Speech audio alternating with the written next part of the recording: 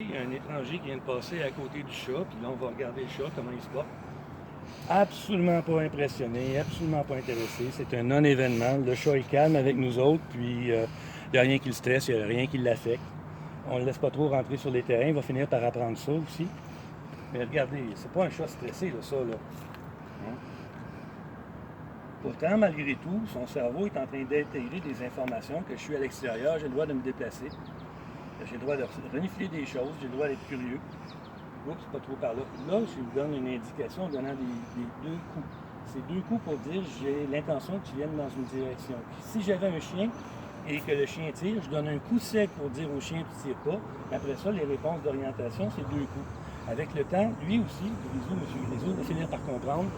Quand je donne deux impulsions, c'est que je veux ton attention dans cette direction-ci, parce que c'est par là que je m'en vais. Et puis, de toute façon, s'il s'en va continuer dans la direction que je veux pas, moi, je ne l'accompagne pas.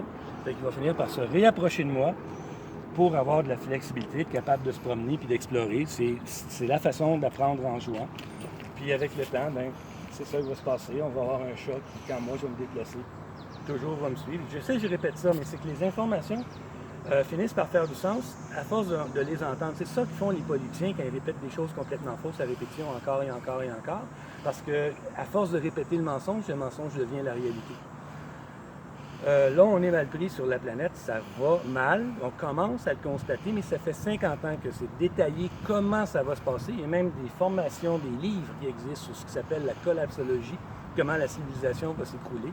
Et encore maintenant, il y a des journalistes qui sont morts de rire quand on leur raconte à quel point ça va mal aller.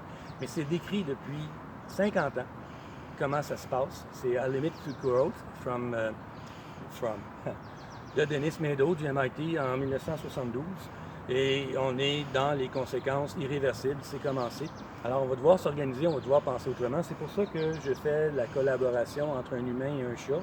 Parce que si on apprend à toujours être calme et détendu, à faire face à la nouveauté avec sérénité, laisser les choses se produire, on va être capable de sortir du merdier dans lequel on s'en va. Mais si on exige d'avoir raison à grand coup de poing sur la table, on va s'engueuler, on va s'entretuer, et si on s'entretue, bien évidemment, il y a moins de survivants, hein, n'est-ce pas?